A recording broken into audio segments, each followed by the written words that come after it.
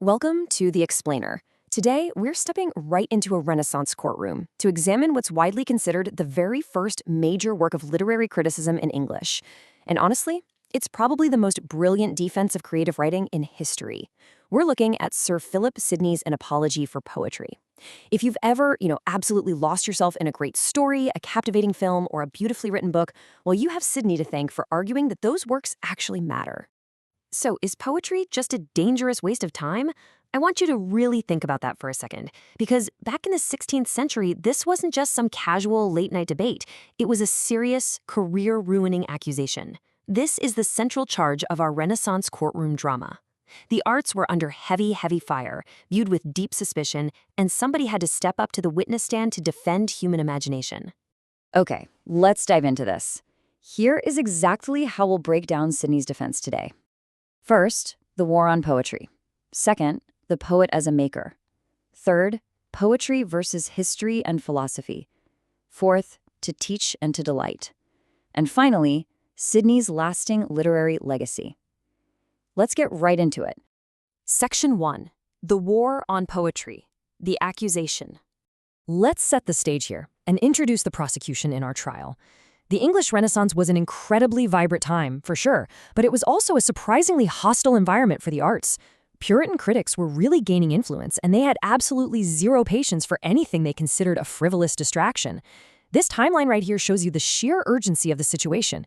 In 1579, a guy named Stephen Gosson dropped a total bombshell, a tract called The School of Abuse, which aggressively attacked poets and dramatists. Now, Sidney didn't just sit back. He reacted almost instantly, writing his defense around 1580. Tragically, the world wouldn't actually see this masterpiece until 1595, published after Sidney's untimely death. But his immediate fiery reaction shows us just how high the stakes really were. And just look at what he was up against. These are the specific Puritan charges against poetry. They argued it wastes valuable time, promotes immoral behavior, distracts from religion and useful work, and worst of all, spreads falsehoods and lies. Seeing these accusations laid out shows us that poets weren't just being called lazy. No way. They were basically being accused of actively corrupting society. It was a massive moral threat. Section 2. The Poet as a Maker. The Defense. Now, here's where we bring in our brilliant defense lawyer, Sir Philip Sidney, who radically redefines what a poet actually is. He doesn't just apologize for poetry. Actually, scratch that. Apologize in his day didn't mean saying I'm sorry. It meant giving a formal, rigorous defense. So Sidney goes all the way back to the Greek roots to make his case. He focuses on the word poies, which means creator or maker. He argues that a poet isn't just someone who copies what's already there. They're literally a second creator. Think about Edmund Spenser's The Faerie Queene, with its knights and dragons representing all these different virtues, or John Milton imaginatively recreating heaven and hell in Paradise Lost. They're building entirely new, enriching worlds through sheer imagination. He also completely redefines the classical concept of mimesis, the art of imitation. Plato thought this just meant, copying nature. But Sidney takes Plato's idea and upgrades it. He argues that poets don't just mimic what is, they use their imagination to present a better, more perfect world. They show us what ought to be. And this brilliantly illustrates the difference. Let's look at the historian versus the poet. The historian is kind of stuck with mundane reality, right? They have to record actual events, the good, the bad, and the extremely ugly. But a poet can craft the ultimate inspiring hero. They can give us Shakespeare's King Henry V, not just the flawed historical guy, but this idealized model of perfect leadership and patriotism. Section 3. Poetry versus history and philosophy, the evidence. All right, it's time for the ultimate showdown. Sidney doesn't just want to say poetry is okay. He wants to prove it's the absolute best. So he puts poetry head-to-head against the two most respected educational disciplines of his time, history and philosophy. If we compare these directly on this matrix, you'll totally see his logic. He looks at history and says, sure, it's factual, but its glaring weakness is that it has no clear moral lessons. Terrible people win in history all the time. Then he looks at philosophy. It teaches great moral principles, but it's way too abstract and theoretical for most people to grasp. So his absolute slam dunk point is that poetry is the perfect synthesis. It combines the factual, relatable appeal of history with the deep moral instruction of philosophy. Think about the real-world impact of an abstract theory versus a vivid example. A philosophical lecture on greed It's dry, it's theoretical, and honestly, it's hard to internalize. But watching Shakespeare's Macbeth, that powerfully, viscerally illustrates the destructive consequences of unchecked ambition. Think about how much more impactful Cordelia's fierce integrity is in King Lear compared to reading a boring rulebook on ethics.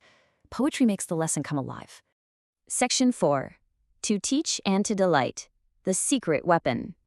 Now we're getting to this psychological mechanism of how poetry actually works to educate people. Sidney synthesizes classical theory with Renaissance humanism to explain why stories have such a massive hold on us. He builds on the classical poet Horace, borrowing his famous principle, teach and delight. Sidney argues that we learn much more willingly when the instruction is actually, enjoyable.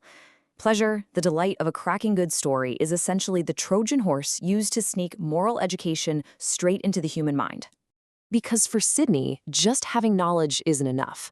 The entire goal of these stories is to physically move our emotions so we're inspired to take virtuous action in the real world. Aesop's fables use talking animals to help children remember morals. The Merchant of Venice wraps complex, heavy themes of justice and mercy inside a dramatic, edge-of-your-seat plot. Beowulf makes us actually want to be courageous. And Sidney Carton's self-sacrifice in Dickens' A Tale of Two Cities, it inspires us to admire love and redemption. Literature literally shapes our conduct. To make sense of all this, Sidney breaks poetry down into this three-step hierarchy. First up, religious poetry, like the biblical Psalms, which praises God. Second, philosophical poetry, like Alexander Pope's An Essay on Man, expressing moral ideas. But he gives the absolute gold medal to number 3, imaginative poetry. Works like Dante's Divine Comedy or Shakespeare's plays. Why? Because imaginative poetry offers the ultimate creative freedom to invent entirely new worlds that are specifically designed to teach and delight us. Section 5. Sidney's lasting literary legacy, the verdict. Now, what's really interesting about this slide is how Sidney handles his harshest critics as we reach the conclusion of our trial. We find Sidney's witty rebuttal to the ancient philosopher Plato right here. Plato famously claimed that poets are liars. But Sidney presents the ultimate loophole. Because the poet never claims to be presenting literal facts in the first place, they literally cannot be accused of lying. When we sit down to read the Odyssey or, say, a fairy tale, we already know we're entering an imaginative fiction. We aren't looking for factual accuracy, we're looking for moral truth. So, Sidney's defense was a total resounding triumph, leaving behind a monumental legacy. He completely transformed poetry from a suspicious, supposedly time-wasting hobby into a very serious intellectual discipline. He successfully neutralized those Puritan attacks by proving literature is a powerful civilizing force. He flawlessly fused classical ideas with Renaissance humanism. And his core belief in the emotional value of literature directly influenced the great Romantic poets centuries later. People like William Wordsworth, who deeply believed poetry could elevate ordinary human life. Sidney's Apology for Poetry remains an absolutely foundational text of literary criticism. But it leaves us with a really fascinating question today. Should we value a story primarily for its moral lessons, like Sidney passionately argued, or should we appreciate it just for its artistic form, as a lot of 20th century formalist critics suggest? Think about how you consume your own favorite stories today. Are you actively looking for a lesson, or are you just looking for a beautiful escape? It's a debate that started all the way back in the 1580s, and it continues to shape exactly how we experience art today. Thanks so much for joining me on this explainer, and keep questioning what you read.